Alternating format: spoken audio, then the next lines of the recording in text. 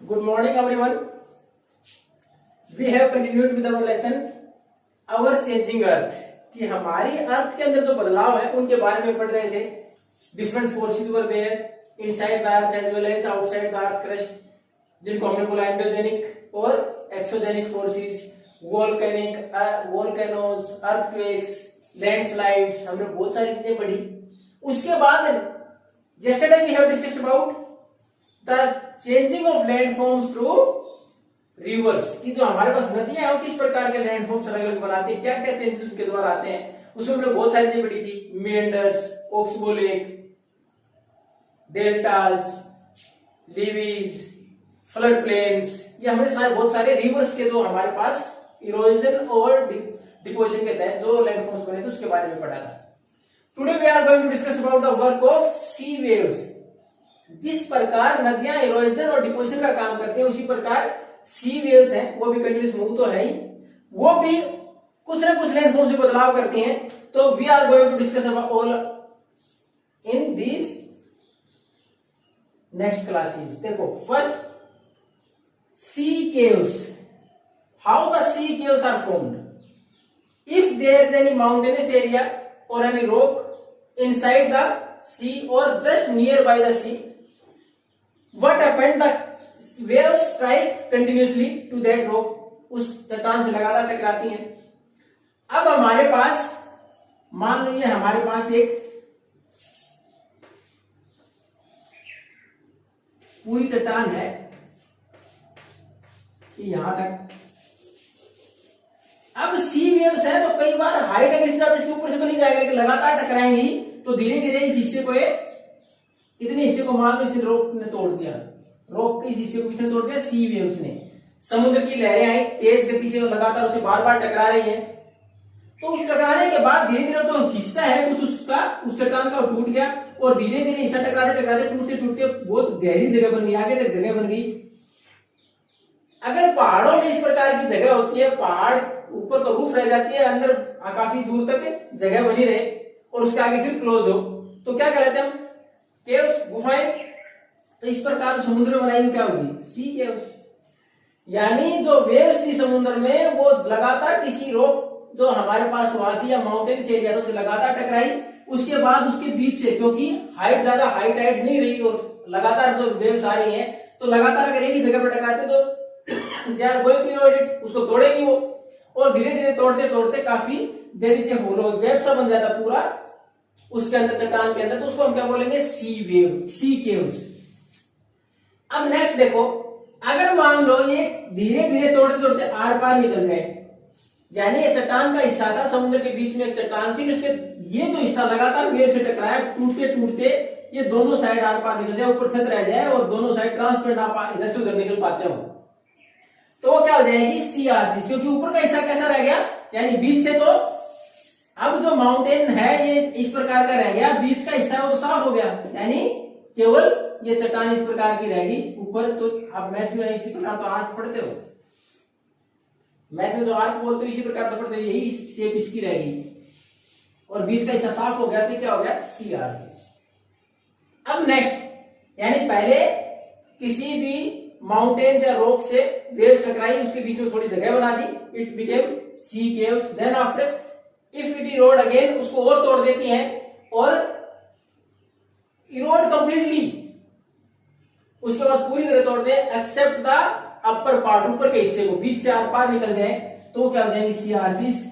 अब देखो स्टैक्स, अब धीरे धीरे वो वेव्स लगातार जा रही है, अब वो फ्री हो गई, तो अगर उसके वेव्स के लगातार जाने से ये हिस्सा भी हट जाए, यानी धीरे धीरे इतना तो इरोड हो गया, धीरे धीरे टकराई और धीरे धीरे ये हिस्सा टूट के नीचे गिर जाए, तो पता क्या ऐसी तो रह गया उसमें.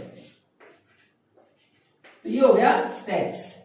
यानी समुद्र के किसी चट्टान का हिस्सा केवल इतना सा इस प्रकार रह जाए एक हिस्सा, तो क्या रह जाएगा? स्टैक्स.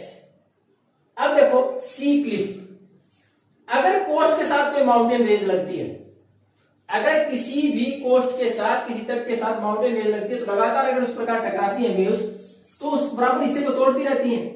तो बिल्कुल इस प्रकार माउंटेन स्टीप, यानी इस प्रकार जो माउंटेन रेंज है वो दूर तक जहां तक कोस्ट लगता है वो पानी आता रहेगा तो इस प्रकार सीधा रह जाए वर्टिकल, ये वर्टिकल लाइन से हॉरिजॉन्टल ऐसे वर्टिकल लाइन है, इस प्रकार चट्टान ऐसे कैसे रह जाए वर्टिकल दूर तक ऐसा कोस्ट के साथ, तो ये क्या हो जाएगी सी क्लिफ, इसको क्या बोलेंगे सी क्लिफ।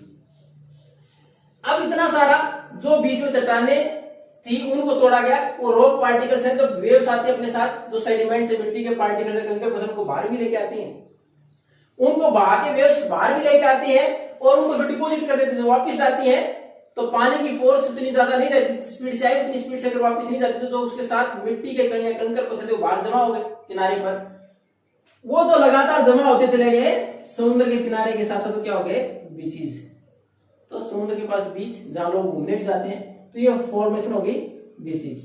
तो हमने पढ़ा ये देखो सी केव्स, अगर किसी भी रॉक फॉर्मेशन जहां वहां चट्टाने हैं अगर समुद्र के अंदर पानी के अंदर, तो उसको लगातार टकराते टकराते अगर उसमें से कुछ हिस्सा बीच का टूट जाए लेकिन वो आर पार नहीं निकले तो तब तक तो है सी केव्स, लेकिन जैसे ही लगातार टकराता है इट इरोड कंप्लीटली, उसको पूरी तरह तोड़ दे, पानी जो आर पार निकल जाए, देन सी आर्चिस।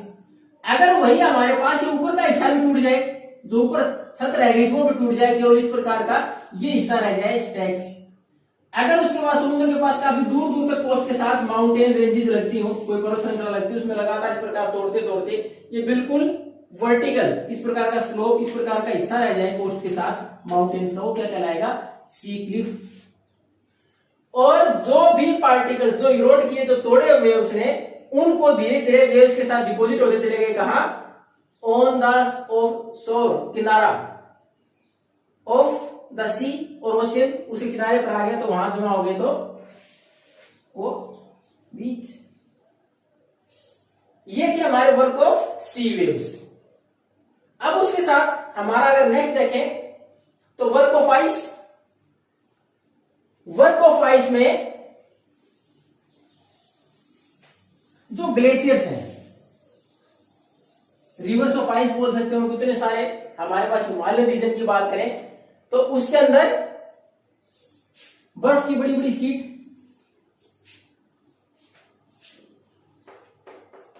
जमी हुई है, जब वो मूव करेंगी, इतने बड़े बड़े ग्लेशियर जब मूव करेंगे साथ में, तो they are going to erode the rocks, जो ऊपर से फिसल के नीचे आएंगे तो उसके साथ साथ ऊपर की सोइल है उसको साथ लेके आ जाएंगे, कुछ हमारी चट्टानों को भी तोड़ेंगे। तो जो ग्लेशियर्स हैं, जो हिमखंड है, बड़े बड़े बर्फ के टुकड़े हैं, जैसे वो हो सकता है टेम्परेचर थोड़ा सा बड़ा मेल्ट हो, उसके बाद फिसलना शुरू कर फिसलेंगे तो साथ ही साथ नीचे आते समय अपने साथ मिट्टी कंकड़ पत्थर भी लेके आएंगे, कुछ हिस्सा जिन चट्टानों से टकराएंगे उनको भी तोड़ेंगे, और जिन चट्टानों को तोड़ा वापिस नीचे आते हैं किसी और से टकराएंगे, धीरे धीरे तोड़ देंगे।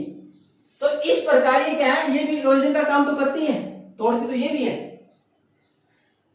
अब उसके बाद जैसे ही ग्लेशियर नीचे गिरे, यानी वहां से नीचे वैलीज वाली जगह की वहां गिरे, तो वहां जो आसपास की जो मिट्टी कंकड़ पत्थर थे ऊपर से गिरने के बाद उनको वहां से हटा दिया, यानी वहां एक स्पेस बन गया, गहरा स्पेस बन गया इस प्रकार का, यानी इस जगह पर गिरा। तो अब समय के साथ विद टाइम इट मेल्ट्स, जो ग्लेशियर था वो मेल्ट हो जाएगा तो रह गया पानी, तो ये एक ग्लेशियर लेक बोल देंगे, तो एक नई झील बन जाएगी। तो किसी में ग्लेशियर ग्लेशियर लेक बोला गया।